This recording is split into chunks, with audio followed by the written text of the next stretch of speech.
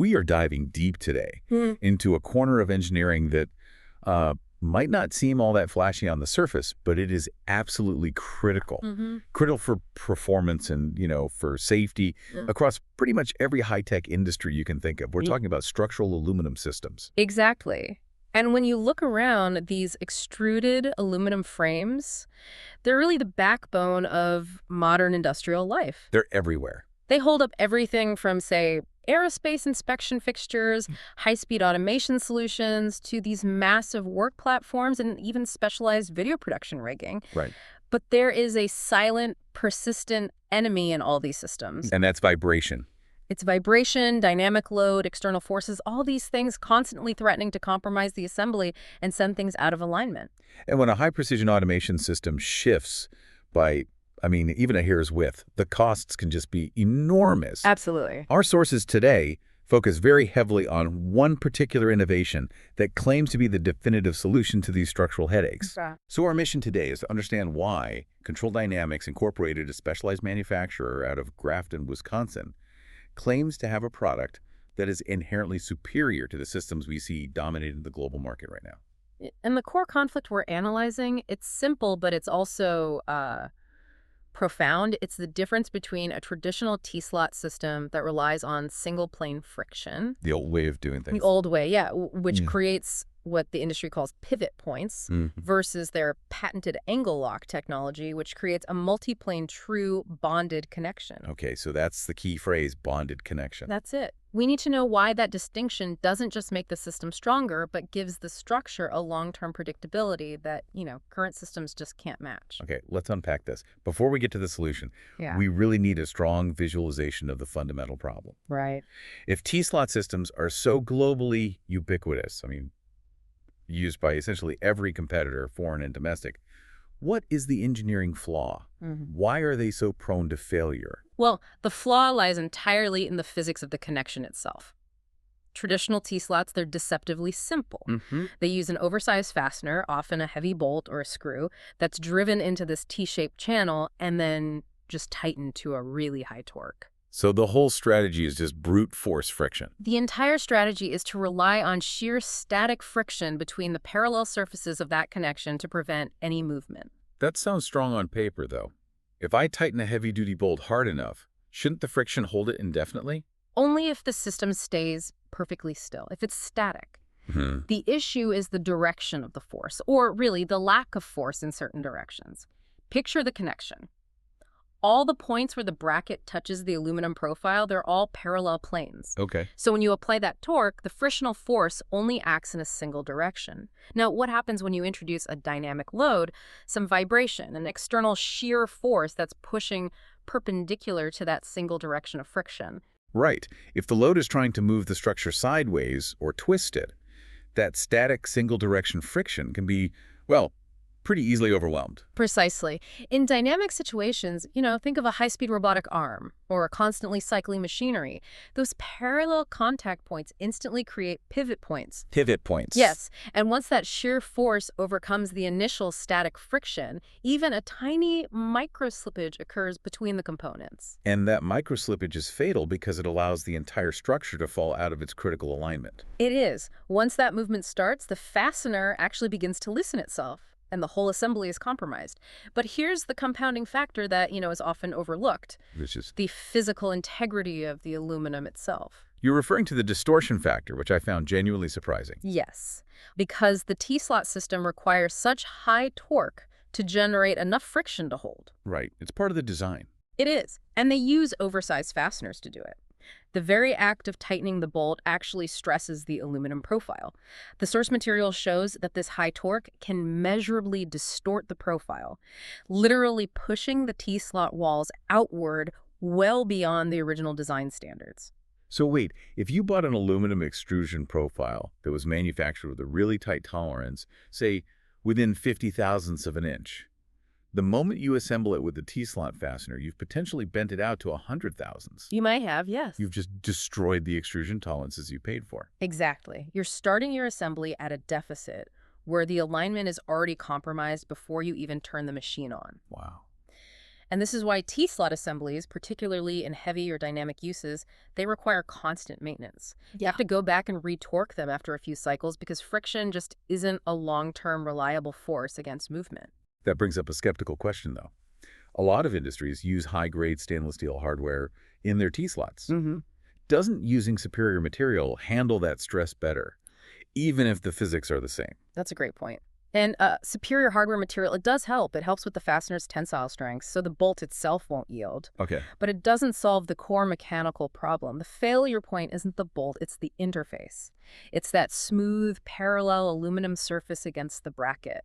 You can use the strongest bolt in the world, but if the design relies on single-plane friction to resist perpendicular dynamic loads, it will eventually lose that battle. So the only real solution is to get rid of the pivot point entirely.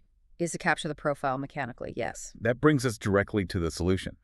Since we've established that high torque and friction actually destroy the alignment, the solution must rely on a completely different type of connection. Here's where that patented AngleLock technology comes in. So walk us through this step by step. What is this bonded connection? How does it create this true five-plane mechanical lock? The objective here is complete mechanical capture. You want to lock the components in multiple directions at the same time, moving way beyond that single plane of friction. Okay, so how does the locking sequence begin? It begins by anchoring the nut in place immediately. Unlike a T-slot nut that just sort of floats in the channel until you apply friction, the AngleLock nut is precisely designed to anchor itself first. So it anchors into two separate planes within the V-shaped area of the profile. So that's planes 1 and 2 established right away, securing the nut against any vertical or rotational movement before you've even applied significant torque. So the nut is already captured before the bolt even applies pressure. That must make alignment much, much easier. Absolutely. Then, as you tighten the fastener, the specially designed nut rotates just slightly and locks into the opposite side of that V-slot, anchoring itself into a third distinct plane. Okay, so now it can't move at all. Now, the nut is secured in 3 directions. It prevents any movement within the channel itself. Fascinating. So we've secured the foundation. What about the bracket that's being attached? The upper AngleLock bracket slides into position, and crucially, this bracket is precision aligned to the profile itself, mechanically interlocking. That creates the 4th locking plane. So that's where the alignment is guaranteed. That's the guarantee. And then we get to the final critical step, the creation of this so-called bonded connection, which depends on the bolt. Correct. The final step is where the entire system transitions from static friction into a true mechanical bond. As the fastener is brought up to its required torque, they use an appropriately sized bolt that is designed to stretch slightly. It stretches. It stretches slightly, but predictably within its elastic limit. And this initial stretch provides the friction in the 5th plane between the bracket and the profile. The stretching bolt, that's the engineering genius here, because it's not just a fastener anymore. It's an energy storage device. Exactly. It acts like a highly controlled spring. When you stretch a bolt, you are storing elastic potential energy. The whole assembly gets pulled together into that 5-plane mechanical lock, and that stretched bolt is constantly applying an active clamping force. So the stretched bolt acting as a spring is maintaining the tension and that precise alignment. Is that right? Yes. So if a huge external force or a sudden vibration tries to separate the components, the spring action actively resists that separation. That is the core benefit. Unlike T-slot systems where the friction is static and it can be overcome, the AngleLock connection is active. The bolt is constantly trying to contract, pulling the whole assembly back into its exact 5-plane lock. Which ensures long-term predictability. And durability, yeah, even when it's subjected to extreme cycling or external impact. It sounds like installation is also key here. If the components are designed to interlock so precisely, is the installation process harder? Do you need special tools to switch from T-slot to this? That's a necessary question, and the sources actually emphasize that the installation is simpler and faster. Really? Yeah, because the parts align themselves mechanically. It eliminates all that time wasted trying to square up components that are just prone to distorting when you torque them. You only need standard tools, and the connection is highly repeatable. And they also highlight the strength difference, right? They do. Due to this reliability, the sources state that the AngleLock system holds significantly more times the weight capacity than anything else on the market. And we're talking? Often citing figures in the 4 to 10 times range, depending on the load type. Wow. That big of a jump in capacity, that changes the entire calculus for an engineer. It does. So let's talk about the practical application of that strength and precision. If this system is engineered for these critical industries, how precise are we actually talking in real-world scenarios? We need to quantify these tolerances. The best way to quantify it is to look at the demonstration of their AngleLock robot mount and docking cart, which is designed for, quick, accurate robot deployment in automated environments. Okay, let's start with the mount itself. When you measure the repeatability of that robot mount, so how accurately the robot returns to its original 0 point, the precision is stated as plus or minus 5 microns. 5 microns. Okay, for perspective, the finest resolution you can expect from standard machining is maybe 25 microns. A human hair is about 70 microns thick. Right. So 5 microns means the structure can hold its position to within a tiny fraction of a hair's width. In aerospace or medical device manufacturing, that's the difference between 0 defects and millions of dollars in scrapped material. Absolutely. And then you consider the complexity of the docking cart, Which lets you roll the robot away and reattach it. Exactly. And that cart demonstrates a repeatable accuracy of plus or minus 3 thousandths. So for our listeners, 3 thousandths of an inch, 0.0003 inches, that's about the thickness of a thick sheet of paper. It is. And the fact that the structure can detach and reattach a sensitive precision robot, even running on its own battery pack, and maintain that tolerance, it's a monumental testament to the system's integrity. The frame itself is the alignment guarantee. Yes, it doesn't need external alignment tools to compensate for a weak connection. And this structural integrity, it has to start with manufacturing control. This level of precision requires immense capability behind the scenes. It does. And Control Dynamics has clearly invested heavily to support these high tolerances.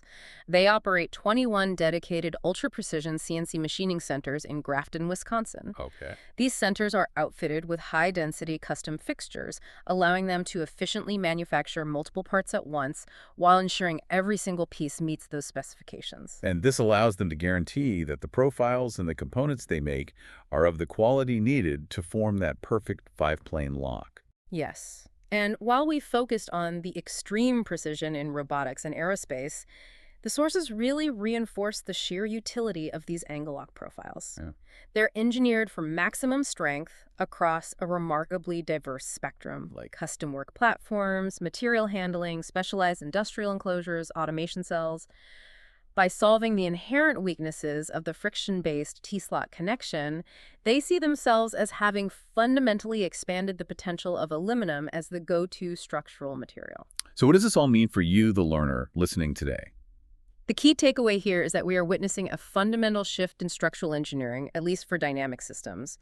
You are moving away from relying on static single plane of friction and those inherent pivot points, which, as we've seen, inevitably leads to loosening and realignment, to a multi-plane bonded mechanical lock. And that mechanical lock guarantees increased structural integrity, reliability, and the ability to hold tight tolerances indefinitely, even under dynamic load. Which translates directly into massive savings. It does.